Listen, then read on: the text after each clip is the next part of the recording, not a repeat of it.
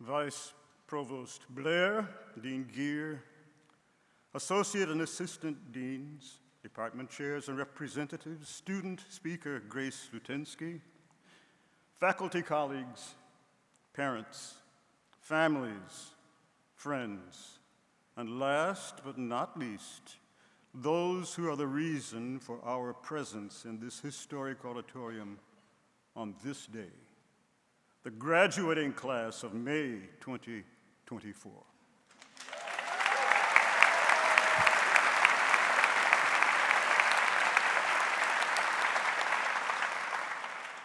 Today, we gather to celebrate a significant milestone in your lives. Your graduation from this esteemed institution is a personal achievement and a testament to your unique journey, marked by dedication, perseverance, and hard work. Each of you has conquered the challenges of these years in your remarkable way. You have earned this moment and its rewards with honor. And now, as you embark on the next phase of your journey, remember that you are more than just equipped. While inspiring those around you with determination and grit, you possess the incredible potential to overcome any challenge life presents. Ancient Greek mythology embraced belief in a class of goddesses called muses, spiritual beings who inspired creativity in literature, sciences, and the arts.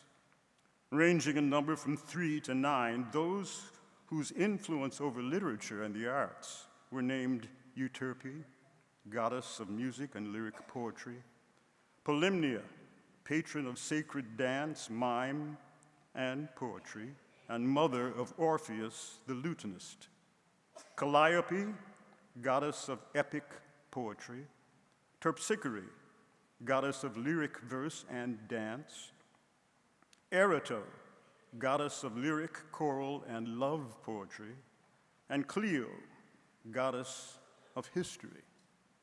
And we can see from this array that there is a good deal of crossover of influence amongst these deities, covering every aspect of endeavor you have encountered here in the School of Music, Theater, and Dance.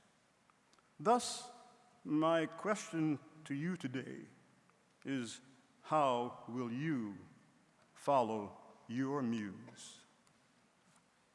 This may be an unfair question to ask at this moment when you are just lining up the starting gate to run a race you've never run before. Yet, I must ask it because I want you to consider the necessary steps into the unknown you are taking today. I ask not to dampen your well-earned enthusiasm for achieving this milestone in your life, but to urge you to strive to remain at least one step ahead of the game as life unfolds.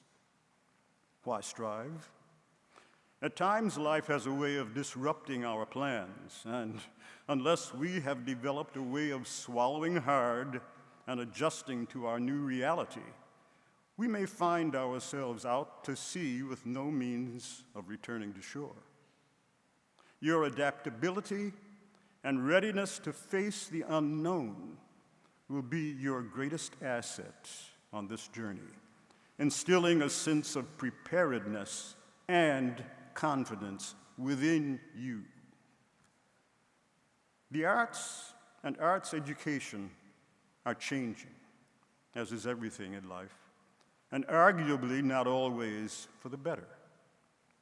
Music education in the public schools struggles to maintain the high standards and enthusiastic support it enjoyed during and following World War II. The popular music industry thrives because it continually reinvents itself by giving birth to music that embodies the present generational will. Classical music labors to draw the full house and financial support it once enjoyed. Live theater, endeavoring to stay alive following the pandemic's effect on audience attendance, is further challenged by the debilitating impact of live streaming that enables watching the performance from the comfort and safety of one's home. Is technology a blessing or a curse? Maybe both. And it is inevitable that it will continue to play an increasingly prominent role in everything from worship services to commercial theater. But remember, change is unavoidable, and by embracing it, you can stay ahead of the curve and continue to thrive in your artistic and academic endeavors. The response of young performing artists to the pandemic's lockdown of their budding careers both surprised and encouraged me. Many wasted no time posting selfie videos on social media.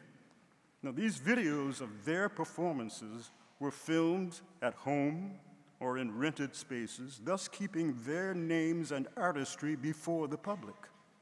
They accepted the challenge and became self-promoters, gaining valuable entrepreneurial experience that was not usually a part of a performer's skill set. It certainly was not mine.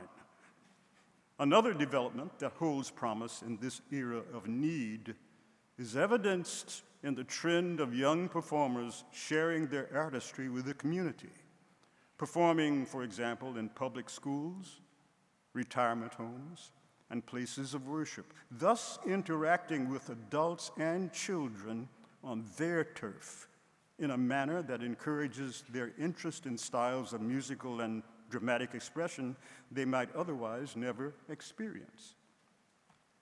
The power of the performing arts to effect social change is well documented and much needed to alleviate societal strife in our world. You are amongst those blessed with the ability to deliver this healing balm to the souls of humankind. This afternoon, I encourage your muse to convince you to advocate for a robust, well-supported, and well-respected arts education curriculum in this nation's public schools, including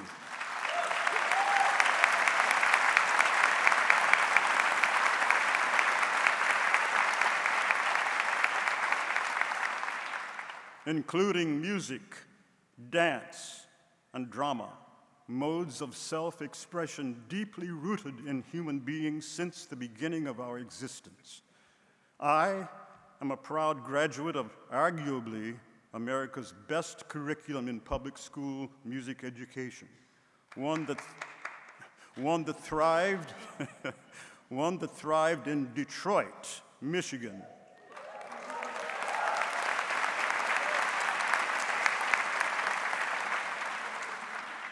From the 1930s until budget cuts in the 1990s reduced financial support for the arts and led by various means to termination of arts education faculty throughout the public school system. I was among those fortunate students whose thorough musical preparation enabled our future success as professionals on an international scale. Motown, the music industry, was built by Berry Gordy with a staff of musical artists who were musically literate. They had all been taught to read music in Detroit's public schools from the first grade through high school. In my brief high school teaching career, interrupted by military draft, I taught Martha Reeves of the Vandellas and jazz singer Kim Weston in my 9th grade girls' voice class at Miller High School. Miller High had previously produced artists like Milt Jackson, Yusef Lateef, Della Reese, and Kenny Burrell before I joined the staff. During my tenure at the Metropolitan Opera, other Detroit artists like Shirley Love, John McCurdy, Dominic Kossa, Nadja Witkowska Muriel Greenspan, and Frank Porretta were either on the roster of the Met or the New York City Opera.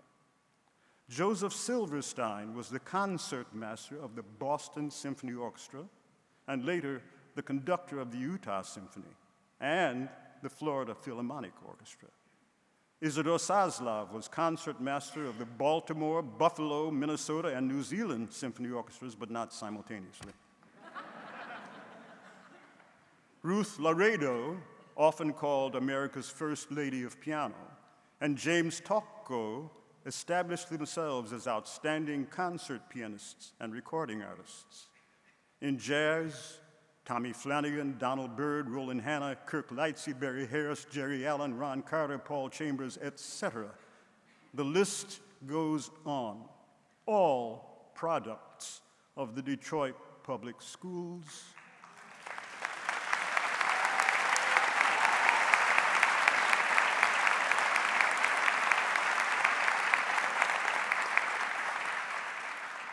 All prepared by the curriculum to be musically literate.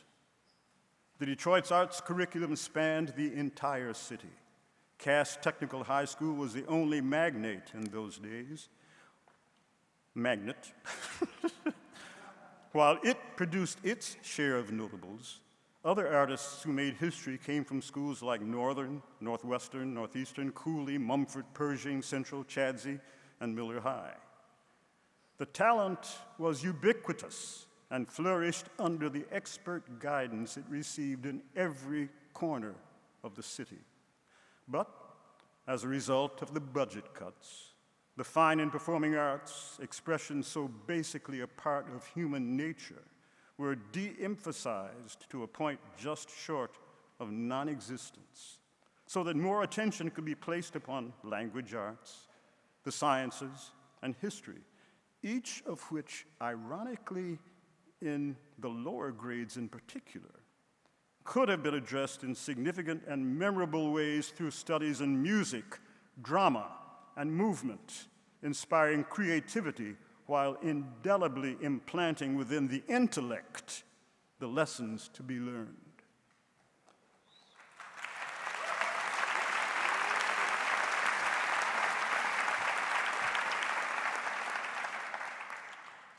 At Northern High, I began singing the tenor solos in our annual Christmas concert of Handel's Messiah in the 11th grade, not realizing that I was being prepared to do so years later with the Philadelphia Orchestra and others.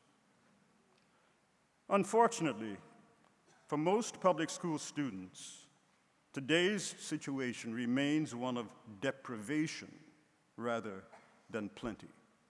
The performing arts are too often considered mere entertainment, a stepchild in the curriculum rather than a necessary component for developing the creative, enthusiastic confidence capable of embracing a future that is awaiting one's entry through its daunting portals, hopefully prepared to conquer the unknown.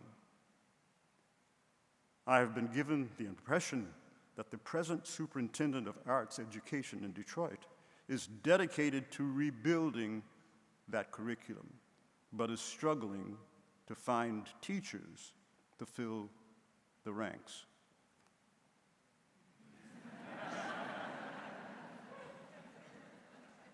This being the case,